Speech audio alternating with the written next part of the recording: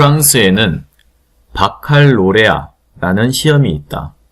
대학에 가려는 학생들이 거쳐야 하는 논술형 대입 자격 시험인데 교육에 관심이 있는 사람이라면 대부분 알고 있을 정도로 유명한 제도다.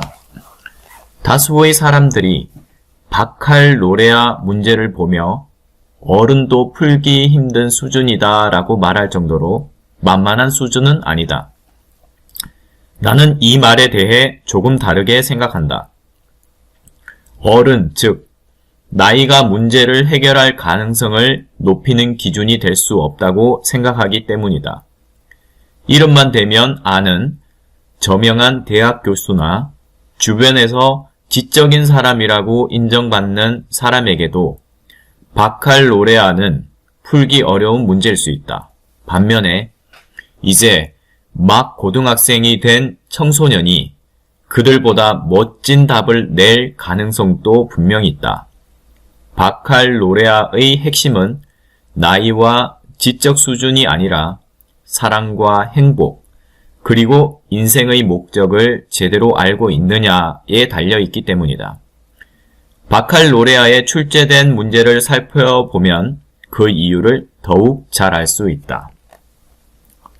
무엇을 비인간적인 행위라고 생각하는가? 스스로 인식하지 못하는 행복이 가능한가? 일시적이고 순간적인 것에도 가치가 존재하는가? 사랑이 의무일 수 있는가? 어디에서 정신의 자유를 알아차릴 수 있는가? 예술 작품은 반드시 아름다운가? 철학이 세상을 바꿀 수 있는가? 자연을 모델로 삼는 것이 어느 분야에서 가장 적합한가?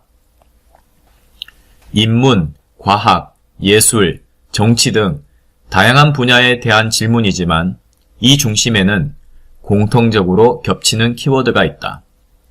모든 문제의 본질은 앞서 언급한 사랑과 행복, 그리고 인생의 목적을 제대로 알고 있는가에 달려있는 것이다.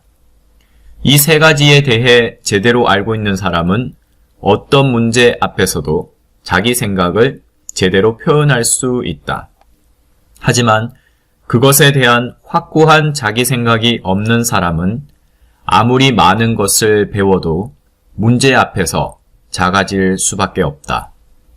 어렵다와 쉽다의 문제가 아니라 알고 있는가와 모르는가에 대한 문제이기 때문이다. 나는 앞서 부모 인문학 수업이란 책에서 인문학이란 결국 아이를 향한 사랑이고 그 사랑을 느낀 아이의 부모를 향한 행복의 합이라고 말했다. 부모가 일상에서 사랑을 실천하고 아이가 매 순간 행복을 느낀다면 그 가족은 어떤 세찬 바람에도 흔들리지 않고 중심이 강하며 삶의 목적을 아는 가정을 꾸릴 수 있다. 이 사실만 기억한다면 앞서 제시한 바칼로레아에 나온 문제를 힘들지 않게 풀 수 있을 것이다. 책을 통해 풀 수 있는 모든 역량을 갖춘 상태이기 때문이다. 인터넷 강의, 책, 학원 등 공부 방법과 공간이 넘쳐나는 세상이다. 인문학도 마찬가지다. 다양한 곳에서 아이를 위한 인문학 교육을 시켜주겠다고 말하지만 정작 인문학의 힘과 가능성에 확신을 가진 부모는 드물다. 왜 그럴까? 부모가 인문학을 제대로 공부한 적이 없기 때문이다. 이런 이유로 나는 부모 인문학 수업을 썼다.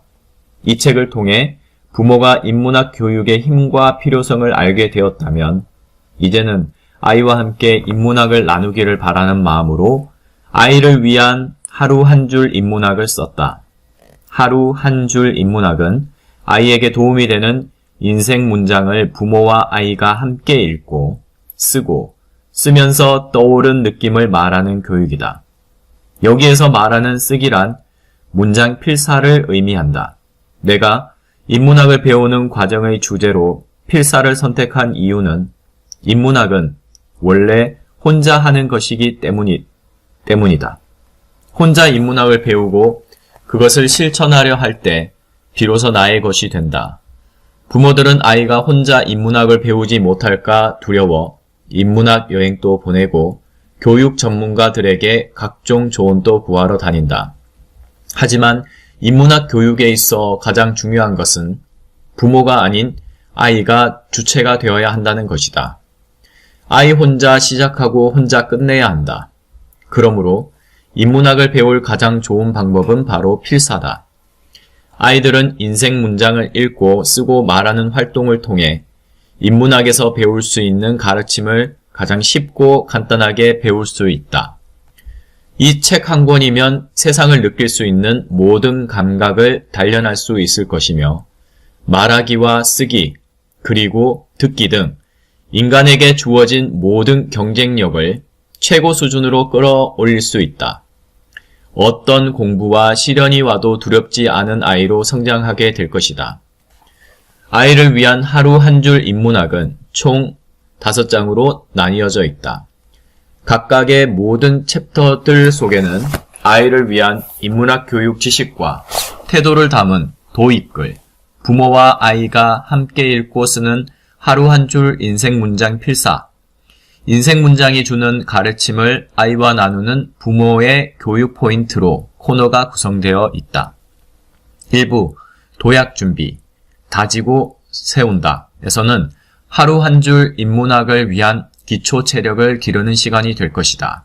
2부 인풋 쌓기, 보고 느낀다 에서는 인간에게 주어진 시각이라는 최고의 경쟁력을 가장 효율적으로 사용할 방법, 그리고 사색을 통해 내면의 힘, 사고력, 창의력 등을 기르는 방법을 알려준다.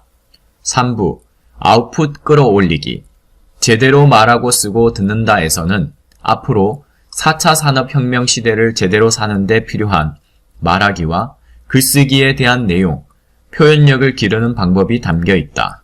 4부 뛰어넘기, 자기 주도적으로 선택하고 도전한다에서는 지금까지 쌓은 지적 기초 체력과 세상을 바라보는 시각의 힘, 그리고 언어적인 재능을 바탕으로 효율적으로 선택하는 방법과 도전 정신을 배운다. 마지막 5부 마음 내공 다지기, 배우고 연결한다에서는 하나를 배워 열을 깨우치는 방법, 전혀 다른 것들을 연결하여 나만의 것을 만들어내는 능력을 전파할 예정이다. 인문학이란 어렵고 대단한 것이 아니다. 삶에서 실천할 수 있는 것을 배우고 그것을 실제로 일상에서 실천하며 사는 것, 이것이 바로 인문학적인 삶이다.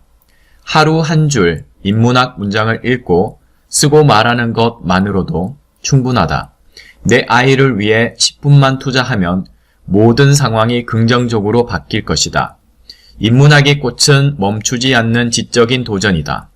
이 책을 읽은 부모들과 그들의 아이들이 근사한 미래를 만들어 나갈 수 있기를 바란다.